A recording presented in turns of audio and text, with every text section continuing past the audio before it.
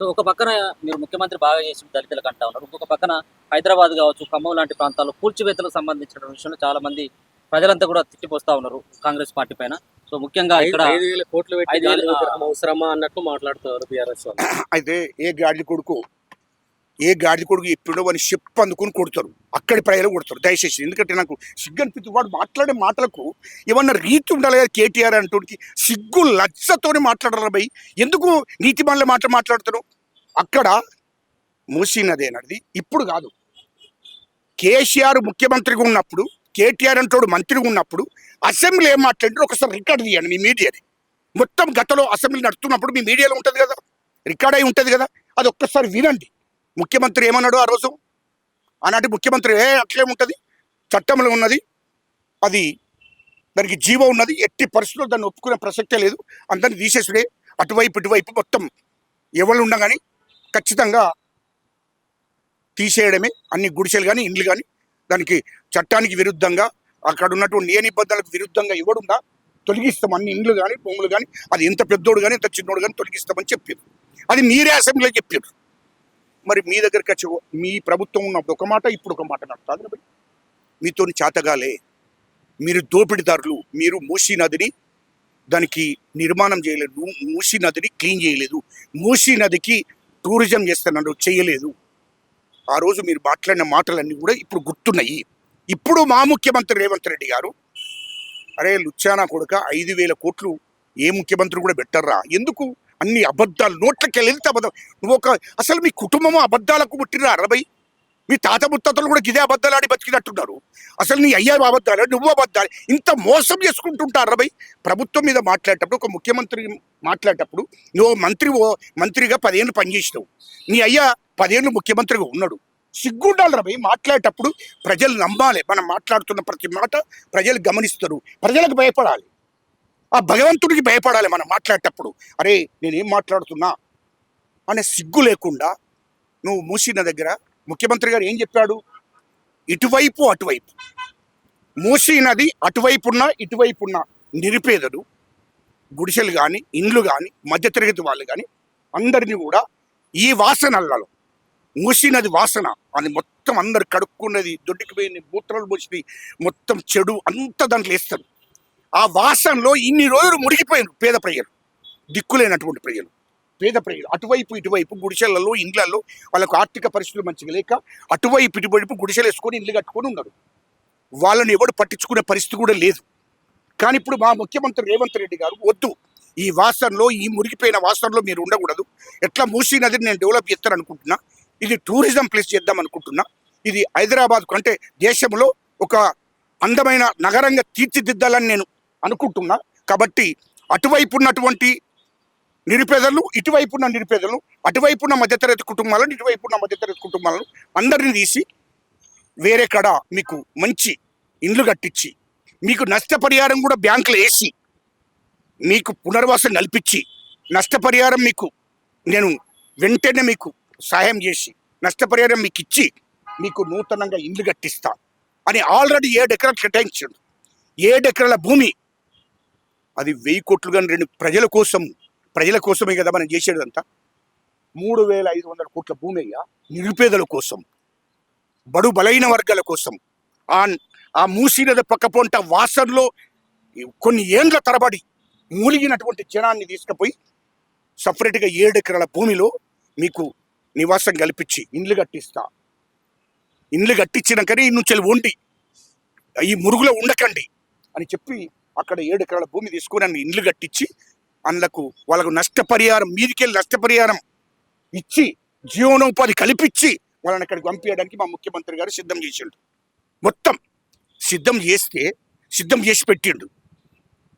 అది వాళ్ళు ఓర్చుకుంటలేరు. ఎందుకంటే గతంలో వాళ్ళ ప్రభుత్వం చేయలేదు కదా, ఈ పేద ప్రజలు పట్టించుకోలేదు కదా, మధ్యతరగతి ప్రజలు పట్టించుకోలేదు కదా. ఇంత మంచి డెవలప్ జరుగుతుంది, ఈ మూసీ నదిని టూరిజం ప్లేస్ చేస్తారు, హైదరాబాద్కు ఒక సుందరంగా తీర్చిదిద్దడానికి ముఖ్యమంత్రి రేవంత్ రెడ్డి గారు సిద్ధంగా ఉండు. అమ్మో ఈ పేరు ఈయనకు అత్తదని, కాంగ్రెస్ ప్రభుత్వానికి అత్తదని కుట్రకుతంత్రాలు వేసేసి, చెడ్డ ఆలోచనలు చేసి పేదలకు సాయం చేయకుండా వేయాలి అని కుట్రతోని మా ప్రభుత్వాన్ని, మా ముఖ్యమంత్రి గారి మీద అబండాలు చేస్తున్నాడు ఈ కేటీఆర్ అంటాడు. ఇంకోటి, గాంధీ విగ్రహం అనేది అరే లుచ్చానా కొడుక, ఎక్కడన్నా ప్రపంచంలో భారతదేశంలో ఎక్కడన్నా 5,000 కోట్లతో విగ్రహం పెడతారా ఎవడన్నా? అరే ఏంద్రా భయ్, ఎవడ మాట్లాడేటప్పుడు మనము మనుషులమరా భయ్, ఓ అయ్యవ కుట్టినట్టు మాట్లాడారా భయ్. అబద్ధం ఆడు ఎంతవరకు ఆడాలో అంతవరకు. ఏంద్రా అబద్ధాలు ఆడటం? 5,000 కోట్లు ఎవడన్నా పెడతాడు అవయ్య? గాంధీ విగ్రహానికి 5,000 కోట్లు పెడుతున్నా అని చెప్పి బదనం చేస్తున్నావు. అరే లుచ్చానా కొడుక, 200 కోట్లు మొత్తం. అది ఎందుకు?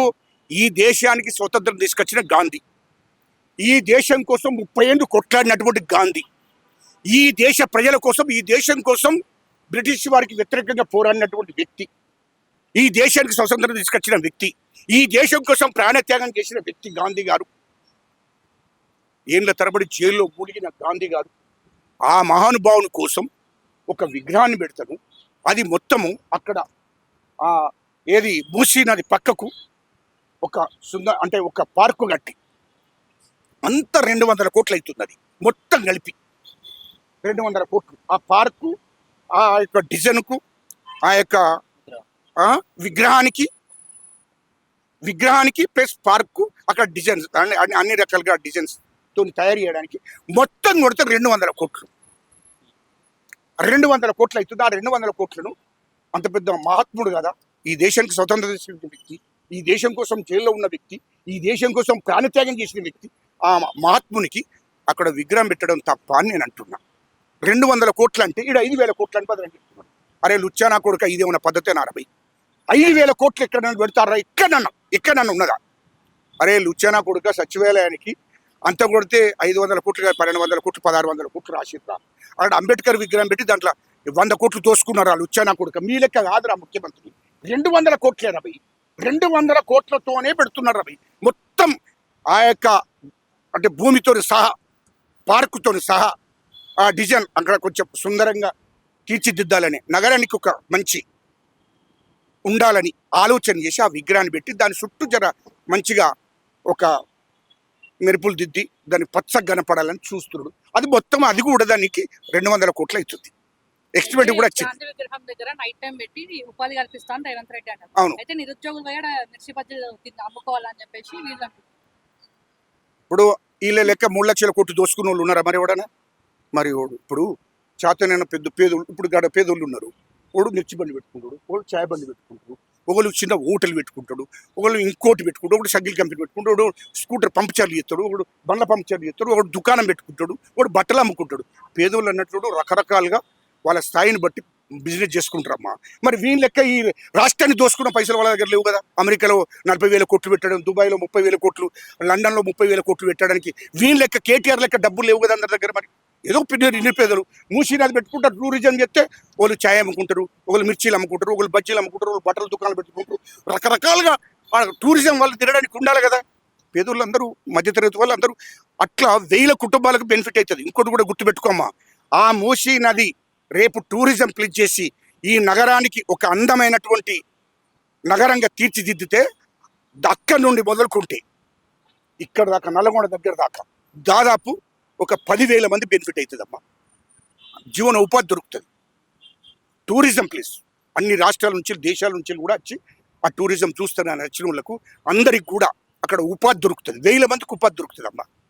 దాన్ని చూసి సంతోషపడాలి కానీ మంచి పని చేస్తున్నావు ముఖ్యమంత్రి రేవంత్ రెడ్డి గారని, మేము చేయలేని పని నువ్వు ఎత్తున్నామని సంతోషపడాలి తప్ప నువ్వు దాని మీదకి అబండాలు మోసి ఇదంతా ఇంత సుందరంగా తీర్చిదిద్దొద్దు, నగరాన్ని తీర్చిదిద్దుతాడు, పేదలకు సాయం చేస్తున్నాడు, చేయనియద్దు అని చెప్పి కుట్ర కుతంత్రాలు పెట్టి మీడియా ముందర మాట్లాడితే సరైనది కాదు. ప్రజలందరికీ కూడా అర్థమవుతుంది. కానీ మొత్తం అర్థమవుతుంది అది రేపు ముఖ్యమంత్రి రేవంత్ రెడ్డి గారి నిర్ణయము ఎట్టి పరిస్థితుల్లో అమలు చేస్తాడు. ఈ ప్రజలకు న్యాయం చేస్తాడు. ఈ రాష్ట్రంలో హైదరాబాదును ఒక సుందరంగా ప్రపంచంలో ఒక పెద్ద సిటీగా సింగపూర్ కన్నా డబుల్ చేసి పెడతాడు. అది అప్పుడు రాష్ట్ర ప్రజలందరికీ కూడా అర్థమవుతుంది. ఈ కేటీఆర్ లాంటి వాళ్ళను ఎవరు తెలంగాణ ప్రజలు నమ్మే పరిస్థితులు లేరు, నమ్మరు కూడా.